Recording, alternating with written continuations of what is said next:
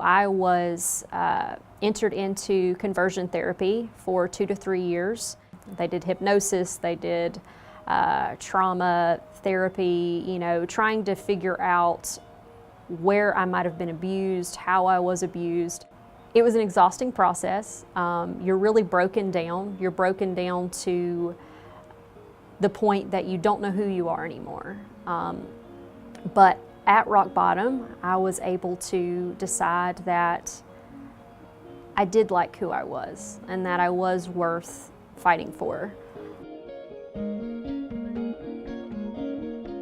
I actually found 2 relatives and started reaching out to them, and it was secretly, but it saved my life.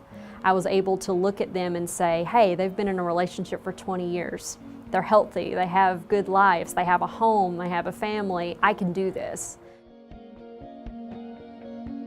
There's nothing that you could have told me at 15 and 16 years of age that was going to change me, that was going to make me see the light.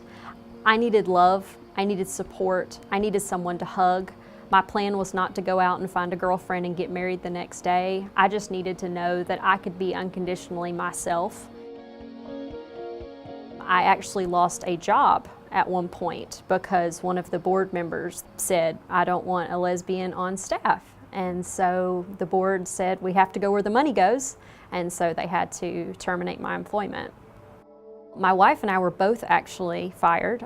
She was going to be hired to be a teacher for the next year, and whenever they found out our connection, they never followed through with her contract. And so we both painted houses, we raked yards, we got jobs waitressing, bartending, we babysat, house sat, pet sat, whatever we could to pay for rent.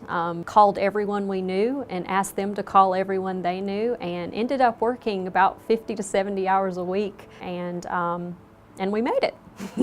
We made it.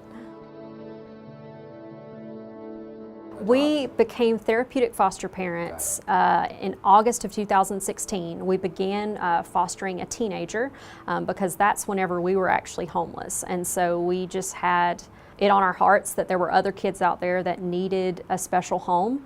And so we fostered a young lady until she transitioned into adulthood. And then we were given a placement of a 5-year-old little boy who was a therapeutic foster child. Thankfully, since doing therapeutic foster care, my family is back in my life.